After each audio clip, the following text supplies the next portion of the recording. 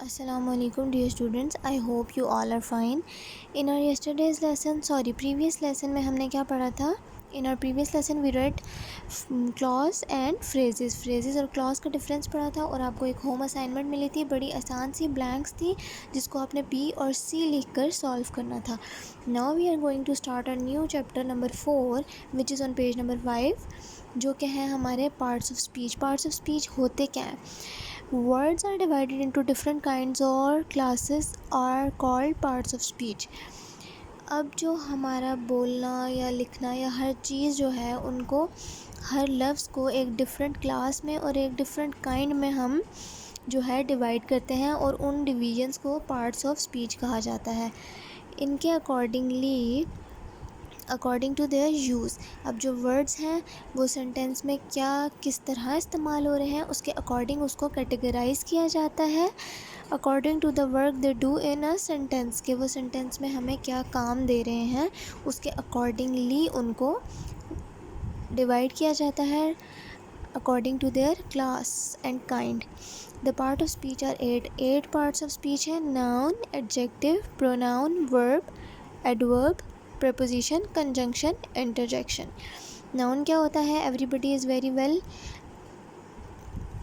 aware of noun. सबको बड़े अच्छे तरीके से noun का पता है.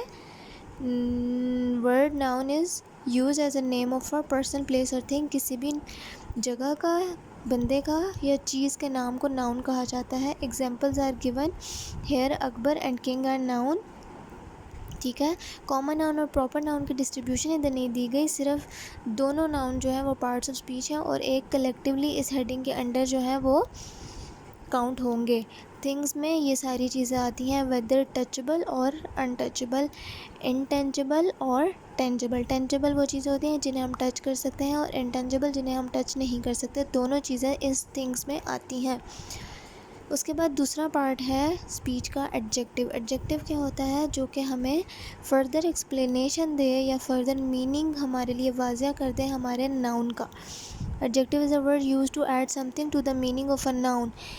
एडजेक्टिव वो वर्ड होता है जो कि ऐड कर देता है हमारे नाउन के मीनिंग में कुछ ना कुछ, मतलब हमें नाउन के बारे में फ़र्दर इन्फॉर्मेशन या एक्सप्लेनेशन देता है. Here he is a brave boy. अब ही इज़ अ बॉय होता तो जुमला कम एक्सप्लेन हो रहा होता, लेकिन अब हमें ब्रेव भी दे दिया गया तो brave is adjective in the sentence. Same is the case with 20 in the second sentence. Next part is pronoun. Pronoun क्या होता है? सेंटेंस में कोई भी जो वर्ड है वो नाउन की जगह इस्तेमाल हो रहा हो उसे हम कहते हैं pronoun. For example his, her, it, your, इस तरह की चीज़ें. John is absent because he is ill. अब हमने जॉन को हटा के ही लगा दिया तो ही जो है प्रोनाउन है. The books are where you left them. Books को हटा के देम लग गया, देम क्या हुआ? प्रोनाउन. अब वर्ब क्या होता है? A verb is a word use to express an action और state.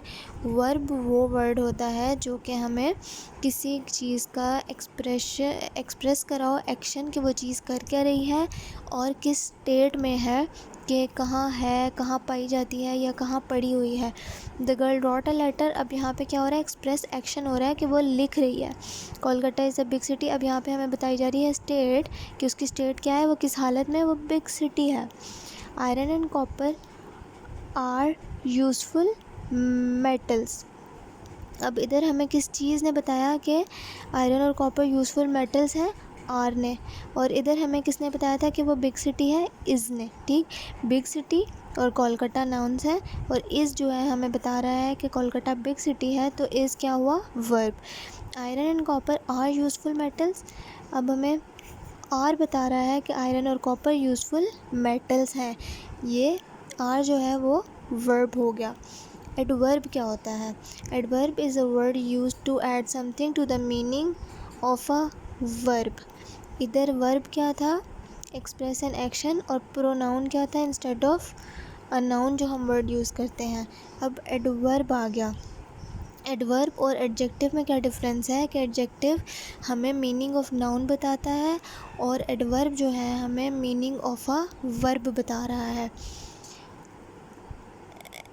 Meaning of a verb भी बता सकता है एडजेक्टिव भी और अनदर एडवर्ब. इसका भी, अनदर एडवर्ब का भी और वर्ब का भी। अब हमें क्या बताता है एडवर्ब? एडिशनल इन्फॉर्मेशन दे रहा होता है। He work the sum quickly. Quickly हमें उसने बताया कि वो सम कर रहा है, लेकिन कैसे कर रहा है? जल्दी जल्दी। दिस फ्लावर इज़ ब्यूटीफुल अगर आता तो वो सिंपल एक ब्यूटीफुल वर्ड होता, ठीक, जो कि हमें एडजेक्टिव कहलाता, बता रहा होता फ्लावर के बारे में। लेकिन वेरी लगा के हमारा जो वर्ड है वो उसको फर्दर मीनिंग मिल गया कि वो बहुत ज़्यादा खूबसूरत है, सिर्फ खूबसूरत नहीं है। तो this flower is very beautiful, very is adverb. She pronounce the word quite correctly. वो वर्ड को करेक्टली प्रोनाउंस करती है। She pronounce the word correctly. अगर ये जुमला होता तो भी ठीक होता, लेकिन क्वाइट लगा के हमें फर्दर उसने बता दिया कि क्वाइट मतलब बिल्कुल परफेक्शन के साथ वो प्रोनाउंस करती है। तो क्वाइट इज़ एडवर्ब। प्रपोजिशन क्या होती है? प्रपोजिशन होता है वो word used with a noun और अ प्रोनाउन, जो कि किसी भी नाउन या प्रोनाउन के साथ इस्तेमाल हो रहा हो, to show how the person और thing denoted by the noun और pronoun stands in relation to something else. किसी भी नाउन या प्रोनाउन के साथ वो वर्ड इस्तेमाल हो रहा हो, उसका जो है शो करने के लिए उस पर्सन का या चीज़ का जो रिलेशन है नाउन और प्रोनाउन के साथ, ठीक, जिस चीज़ के बारे में या हम जिस इंसान के बारे में बात कर रहे हैं उसका नाउन या प्रोनाउन के साथ क्या रिलेशन है, उसको जो एक्सप्लेन करी होती है चीज़, वो होती है preposition. There is a cow in the garden. There is a cow है गार्डन में। अब जो इन वर्ड है वो हमें बता रहा है वो गार्डन में है। There is a cow the garden लिखा होता तो जुमले की कोई सेंस ना होती। In making the sentence complete and easy to understand for us. ये हमें मुकम्मल करके जुमला बता रहा है। इन जो हुआ वो प्रपोजिशन हुई। The girl is fond of music. Of is music, music की शौकीन है। ऑफ इज़ द वर्ड जो हमें उन दोनों का कनेक्शन बता रही है। किसकी शौकीन है? Girl is fond of music. Of जो है हमें बता रहा है कि जो पर्सन है वो किस तरह कनेक्ट हो रहा है दूसरी चीज़ के साथ, ठीक है। जो हमारा ये हाउ द पर्सन और thing denoted by the noun और pronoun stands in relation to something else. कैसे ये हमारा जो पर्सन या थिंग है वो दूसरी चीज़ के साथ रिलेट कर रहा है। अगला पार्ट है कंजंक्शन। कंजंक्शन क्या होता है जी? ऐसे वर्ड्स जो कि टू ज्वाइन वर्ड्स और सेंटेंसेस, जो कि दो वर्ड्स, दो या तीन या चार जितने भी वर्ड्स या सेंटेंसेस को जोड़ने के लिए इस्तेमाल हो रहे हों उन्हें हम कहते हैं conjunction. Rama and Hari are cousins. And जो है वो उन दोनों वर्ड्स को मिला रहा है, तो एंड जो हुआ वो कंजंक्शन हुआ, ठीक। टू एंड टू, हेयर भी, here in this sentence also and will be the conjunction. I ran fast but missed the train. But is the word which is combining these two sentences, so it would be conjunction. Last part है हमारा interjection. Interjection क्या होता है? Is a word which express some sudden feeling. ऐसा word जो कि sudden feeling express कर रहा हो, या कोई सैडनेस या खुशी या किसी भी तरह की। Hurrah, we have won the game. हम अब यहाँ पे खुशी का इजहार हो रहा है कि हम गेम जीत गए। हो रहा एक्सक्लेमेटरी। इंटरजेक्शन के बाद एक्सक्लेमेटरी साइन आएगा। Alas she is dead. अफसोस वो मर गई। यहाँ पर भी एक फ़ीलिंग का इजहार हुआ, यहाँ पर भी टोटली ऑपोजिट फीलिंग्स का इजहार हुआ, लेकिन बोथ आर इंटरजेक्शन। क्योंकि जब हम कोई भी सडन फीलिंग, अचानक कोई फील एक्सप्रेस करते हैं तो उसे हम कहते हैं इंटरजेक्शन। अच्छा जी, moving to next page. Some modern grammars include determiners among the parts of speech. Determiners are word like a, and, the, this, that, these, those, every, each, some, any, my, his, one, two, etc., which determine or limit the meaning of the nouns that follow. In these books, as in many traditional grammars, all determiners except a, an and the are classed among adjectives. ज़्यादातर जो determiners हैं, इस तरह के words को determiners कहा जाता है, पार्ट्स ऑफ स्पीच में आते हैं। बहुत सारी ग्रामर में पार्ट्स ऑफ स्पीच का जो एडजेक्टिव्स का पार्ट है उसमें बाकी सारे वर्ड आते हैं आ, एन और द को छोड़ के, ठीक है। आ, एन और द के अलावा जो बाकी सारे डिटर्मिनर्स हैं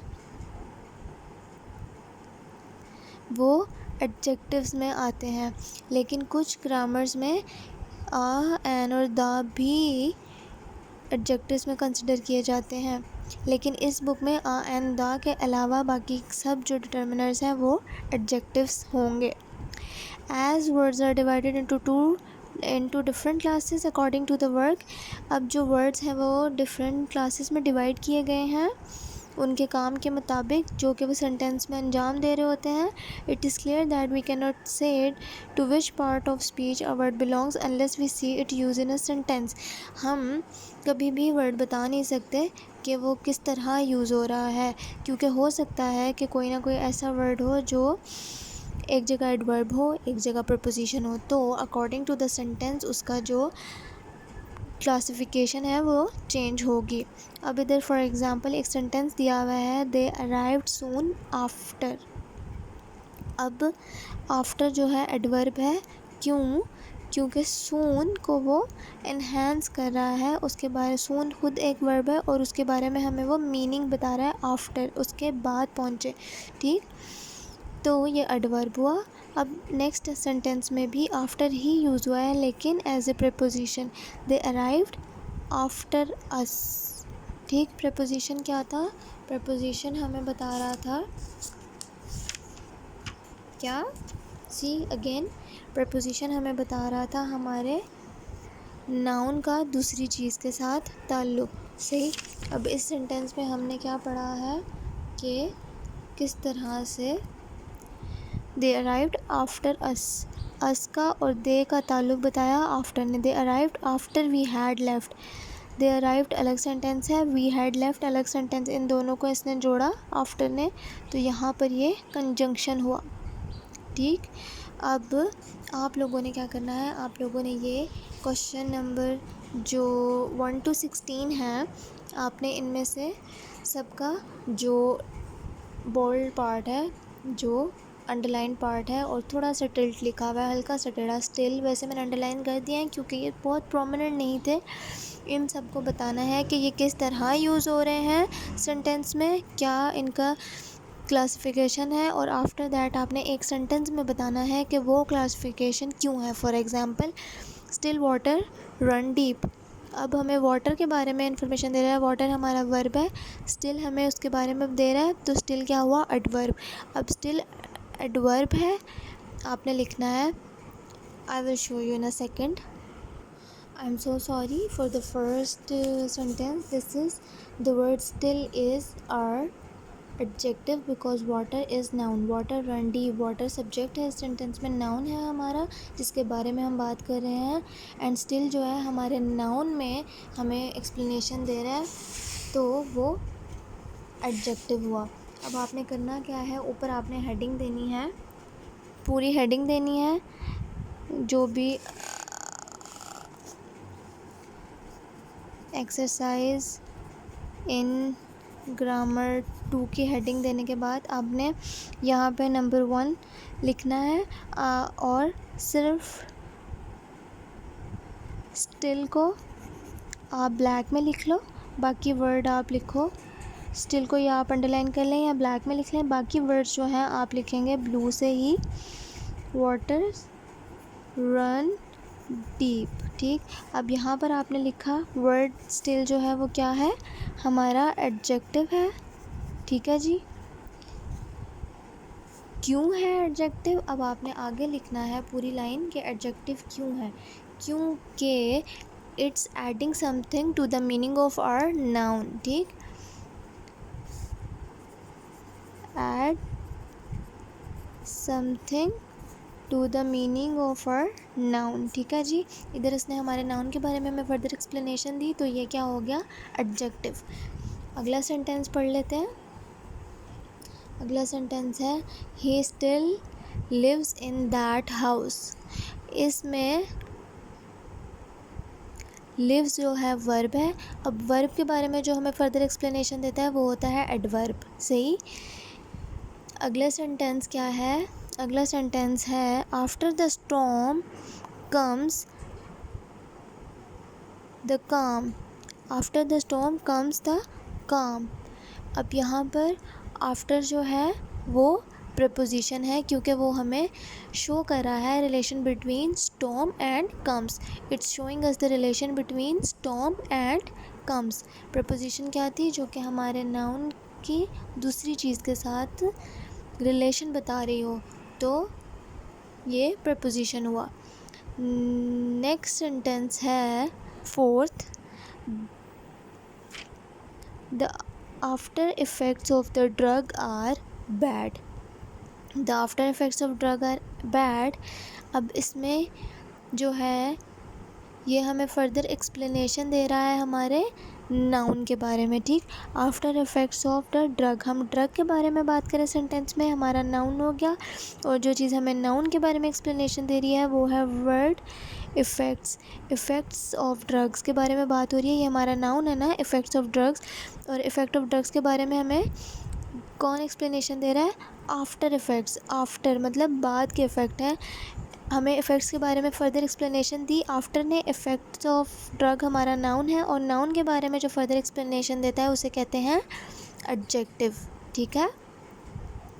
others you need to do by yourself. Kindly do your homeworks so that you will be able to do literature work, self writing, ताकि आप लोग ग्रूम कर सको, ख़ुद से लिख सको। ठीक है। प्रैक्टिस करनी है, देखना है, कोशिश करनी है। ठीक।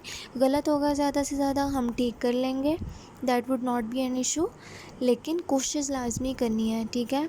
आपको लिखना आना चाहिए, सीखेंगे तो आएगा। Try to do. आपको मैं थोड़े थोड़े हिंट्स दे देती हूँ। क्वेश्चन नंबर 5 में एडजेक्टिव है, 6 adverb, 7 preposition, 8 preposition, 9 adverb, 10 verb, 11 noun, 12 preposition. ठीक। ये मैंने आपको वर्ड्स बताए हैं अकॉर्डिंग टू माय नॉलेज। ठीक है। आप लोगों ने अब बताना है कि मैंने बता तो दिया ये किस पार्ट ऑफ स्पीच से बिलोंग करते हैं, लेकिन क्यों करते हैं ये आप लिखोगे। और जो बाकी 6 रह गए जिनके बारे में मैंने आपको नहीं बताया वो आप ख़ुद से करोगे। Take care of yourselves. Meet you in the next meeting. Till then, Allah हाफिज़।